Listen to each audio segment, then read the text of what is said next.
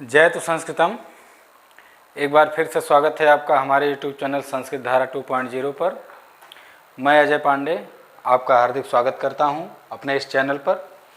मित्रों, संधि प्रकरण में विसर्ग संधि चल रही है।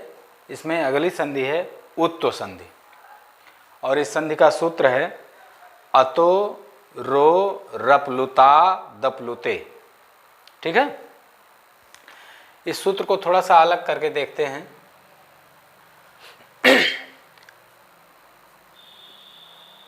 अतो अलग है, रोह अपलुतात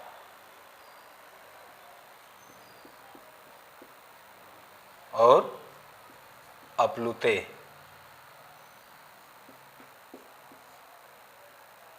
इसका अर्थ समझ लेते हैं, सूत्र का अर्थ आ जाएगा। अतो माने होता है अत। ठीक है, अत। अब तकार जहां लग जाएगा त, इसका मतलब वो केवल अपना बोध कराता है तपरस तत्काल से सूत्र से। तो अत में अत का मतलब केवल अ हो गया ना। अत का मतलब केवल आ। कौन सा आ? ह्रस्व आ। रोह कहाँ से है? यह रू का पंचमी एक वचन का रूप है। ठीक है ना, तो बना रोह। अपलुतात का क्या मतलब है?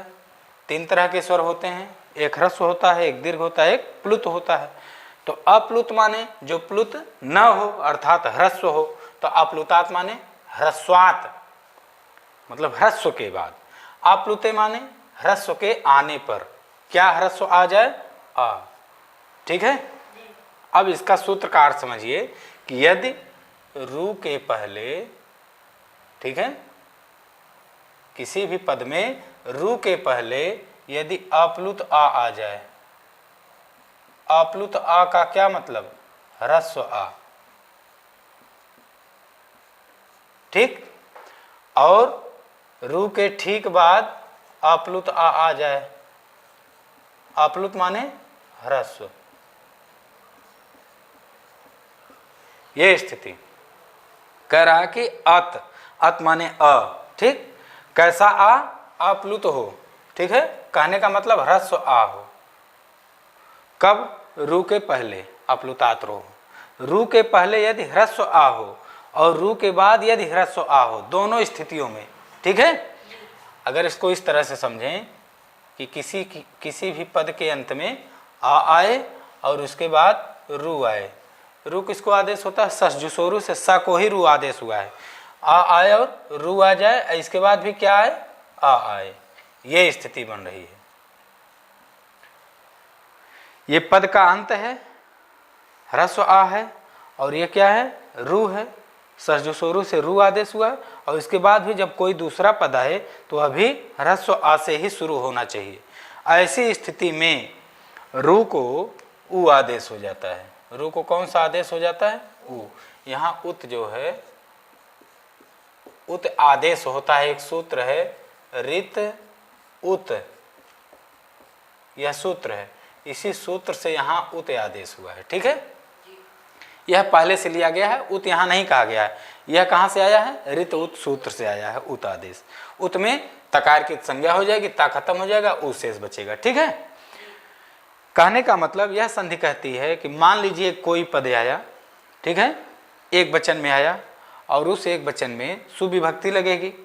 सु को स आदेश हो जाएगा, उ की संज्ञा हो जाएगी, लोप हो जाएगा, सु को स बचेगा। ठीक है, और उस स के बाद ऐसा वर्ण आए जो ह्रस्व आ से शुरू हो। ऐसा पद आना चाहिए जो ह्रस्व आ से शुरू हो। और इधर स को रू आदेश हो जाएगा, ससजुसोरु से रू आदेश हो गया। अब क्या बना? इधर रू हो गया बीच में, और जो पहला पद था उसका अंतिम वर्ण ह्रस्व आ होना चाहिए, और जो दूसरा पद है उसका पहला वर्ण ह्रस्व आ होना चाहिए। इस स्थिति में इस रू को उ आदेश हो जाता है। इसमें थोड़ा सा और बताना है आपको कि रू को उ आदेश नहीं होता है। जैसे ही रू आएगा इसमें उ जो है उसकी भी संज्ञा हो जाएगी उपदेश जन्नासिक से, तो बचेगा क्या? यहाँ र। क्या बच रहा है? र। र को उ हो रहा है। ठीक है, लेकिन रू को उ इसलिए कहा गया है कि अगर कहा जाता कि र को उ हो जाए तो हर तरह का रा, ठीक है, उसको ऊ होने लगेगा तो संधि गलत होने लगेगी। अभी उदाहरणों के माध्यम से आप समझिए। उदाहरण है जैसे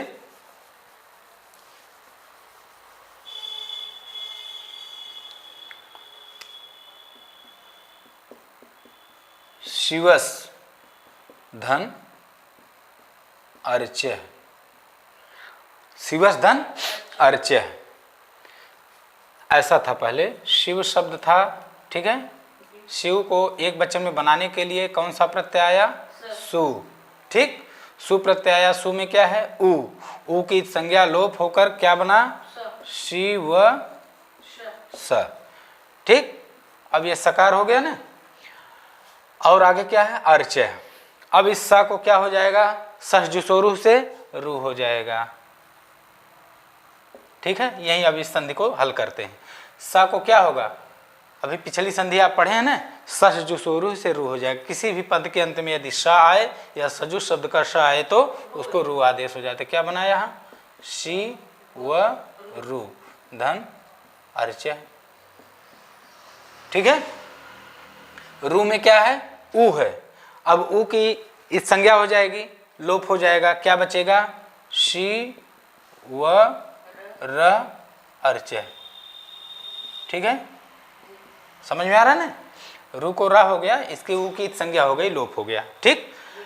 अब संधि ये आती है तो रो र प्लुता दप्लुते।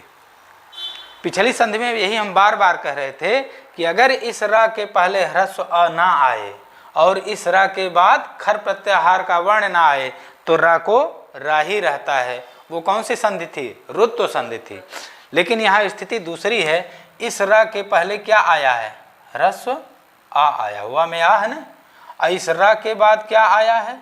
ह्रस्व आ आया। ये स्थिति बन रही है कि रा के बाद भी ह्रस्व आ है और रा के पहले भी ह्रस्व आ है।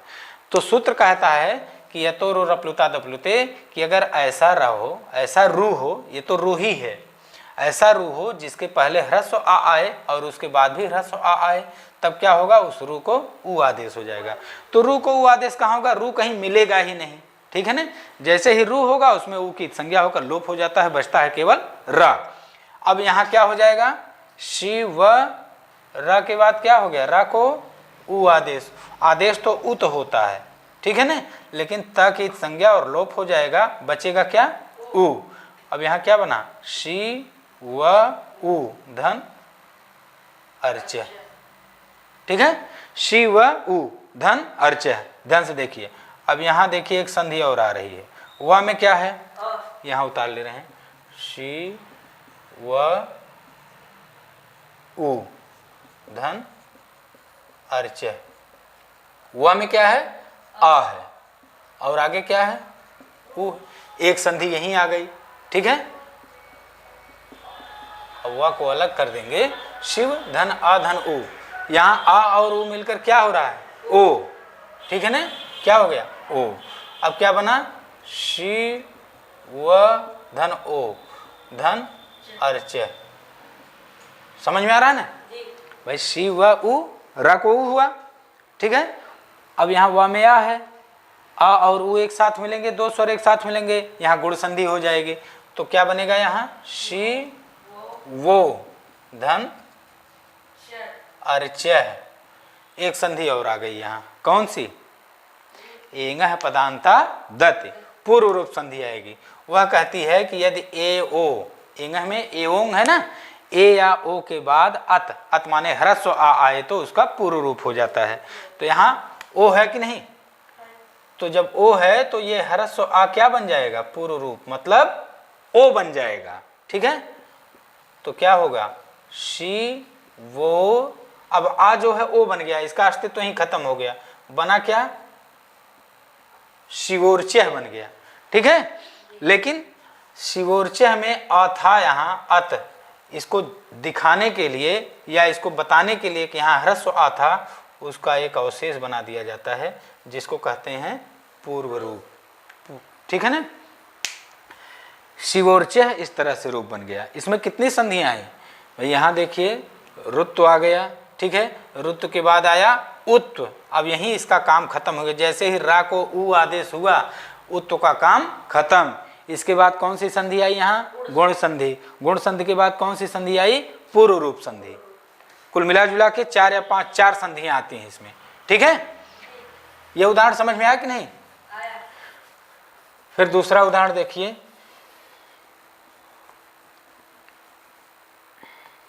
जैसे रामस धन अवदत, या आयम कर दीजिए, रामस धन आयम। ठीक है, रामस क्या था? रामह रहा होगा ना, रामसु रामस। ठीक है ना, जैसे राम सु, सु को क्या हो गया? स।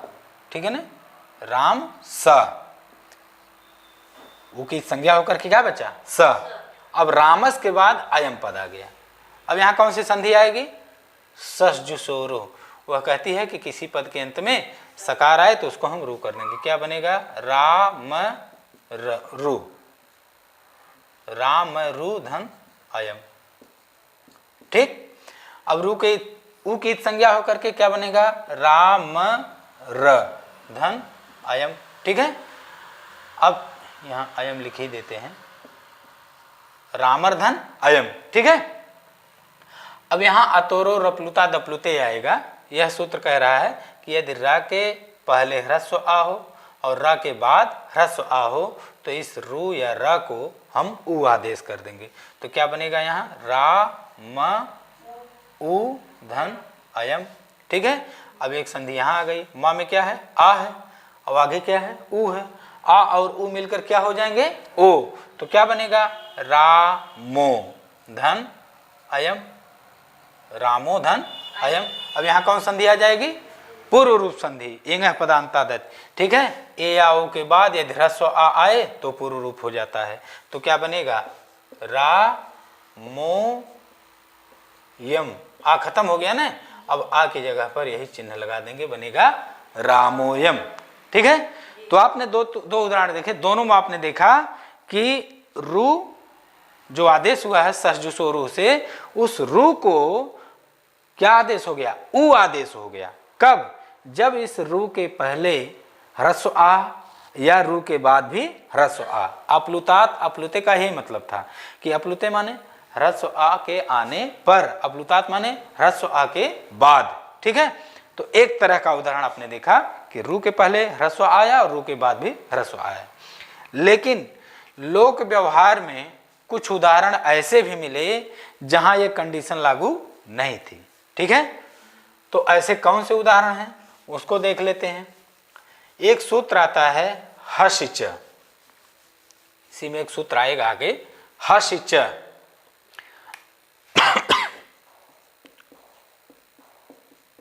हसिच सूत्र कहता है कि रू के पहले ह्रस्व आए वहां तक ठीक है।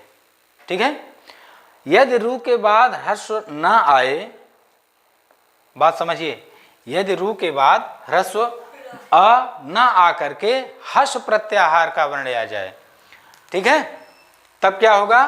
तब भी वही कंडीशन लागू हो जाएगी, रू को उ आदेश हो जाएगा। जैसे उदाहरण देख लीजिए आप,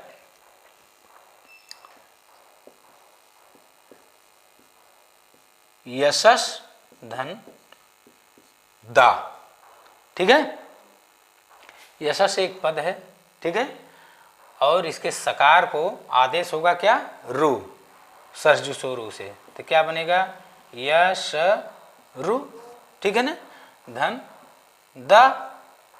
ठीक है, अब रू के उ की संज्ञा होकर के क्या बनेगा? यश र धन दा। ठीक है, अब आप देख रहे हैं कि रा के पहले ह्रस्व आ तो आया है। ठीक है, लेकिन रा के बाद ह्रस्व आ नहीं आया। क्या आया है? दा आया है। तो दा किस प्रत्याहार का है? हर्ष प्रत्याहार का। हाइब्रिड के हा से लेकर के जब गढ़ दश के श तक जाएगा। ठीक है, तो जब गढ़ दश में दा मिल जाएगा आपको। तो हर्ष प्रत्याहार का वर्ण है ये, इसलिए हसीचा कहता है कि यदि हर्ष प्रत्याहार का वर्ण हो तब भी इस रू को उ आदेश हो जाए तो क्या बनेगा? य श रा की जगह उ हो गया, धन द। ठीक है, अब यहाँ एक संधि फिर आ रही है। कौन सी? गुण संधि। श में या है और आगे उ है, तो क्या बनेगा? य शो धन दा। अब पूरा शब्द क्या बन जाएगा? यशोदा। ठीक है। अगला उदाहरण देखते हैं इसी तरह का हसी च का। जैसे पयस धन धरह। ठीक है, पयस धन धरह। अब सा को क्या आदेश? रू। ठीक है ना, रू को र हो जाएगा। ठीक, यहां बनेगा प य र धन धरह। ठीक है। अब आप देखें र के पहले ह्रस्व आ है, लेकिन र के बाद ह्रस्व आ नहीं है। यह है क्या? हस प्रत्याहार का है। कहाँ से है? हस प्रत्याहार से है। तो हस प्रत्याहार में हसी च सूत्र से यही नियम लागू हो जाएगा कि इस रा को भी वो आदेश हो जाए। तो क्या बनेगा? प य उ धन धरह। ठीक है। अब य में या है और आगे उ है, तो क्या हो जाएगा? ओ। ठीक है, तो क्या बनेगा? प यो धन धरह। जब आप इसको मिलाएंगे तो क्या बनेगा? पयोधरः। ठीक है, किस सूत्र से? हसी च से। ठीक है, लेकिन अब तक आप बना रहे थे शिवोर च, किस सूत्र से बना था? अतोरो रप्लुता दप्लुते। लेकिन पयोधरः किससे बनेगा? हसी च से। एक और उदाहरण देखते हैं। मनस धन रथः। ठीक है, मनस धन रथः। अब सकार को क्या आदेश हो जाएगा? रू। रू को रा। ठीक है ना, प्रक्रिया आप समझते चलिए। रू को इत संज्ञा, ऊ की इत संज्ञा होकर के र शेष बचेगा। यहाँ क्या उतरा? म न र धन रथ। ठीक है, म न र धन रथ। रा के पहले ह्रस्व आ है, लेकिन रा के बाद ह्रस्व आ नहीं है, रा है। अब ये रा कहाँ से है?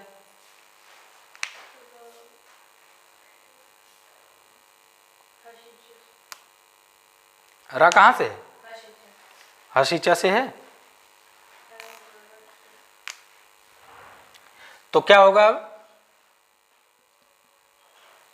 क्या होगा? यहां रा को उ आदेश हो जाएगा। म न उ। ठीक है, और न में या है, आगे उ है, धन रथ।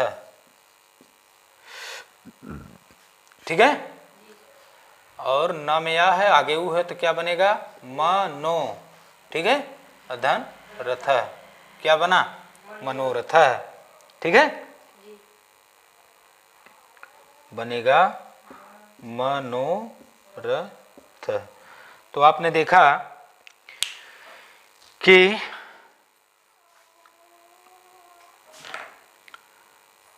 उत्तु संधि के अंतर्गत आपने दो संधियां पढ़ी। ठीक है, एक था अतोरो रप्लुता दप्लुते और दूसरा था हसी च। ठीक है, मुझे पूरी आशा है कि आपको ये संधि समझ में आई होगी।